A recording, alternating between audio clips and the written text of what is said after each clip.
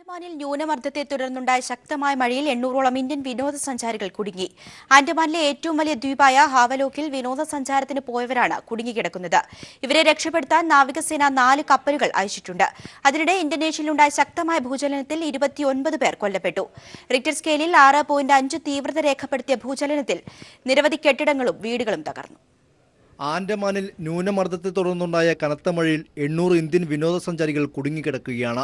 ആൻഡമാനിലെ ഏറ്റവും വലിയ ദ്വീപായ ഹാവേലോക്കിൽ വിനോദസഞ്ചാരത്തിന് പോയവരാണ് കുടുങ്ങിയത്.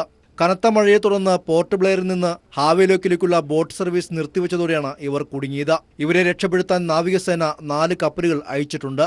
2 ദിവസമായി ദ്വീപിൽ കുടുങ്ങിക്കിടക്കുകയാണെന്നും സഹായിക്കണമെന്നും അഭ്യർത്ഥിച്ച് വിനോദസഞ്ചാരികളിൽ ചിലർ ട്വിറ്ററിലൂടെ പ്രധാനമന്ത്രിയുടെ സഹായം അഭ്യർത്ഥിച്ചു. അടുത്ത 48 മണിക്കൂറിനുള്ളിൽ ന്യൂനമർദ്ദം ശക്തിപ്പെട്ട് ചുഴലിക്കാറ്റിനും മഴയ്ക്കും സാധ്യതയുണ്ടെന്നാണ് കാലാവസ്ഥാ നിരീക്ഷകരുടെ മുന്നറിയിപ്പ്.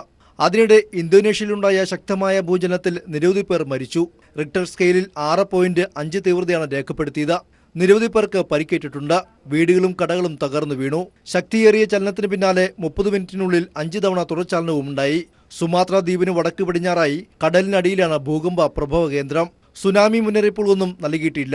2004-ൽ 9.1 തീവ്രത രേഖപ്പെടുത്തിയ വൻ ഭൂകമ്പത്തിൽ 2 ലക്ഷത്തോളം പേർ മരിച്ചിരുന്നു. News desk.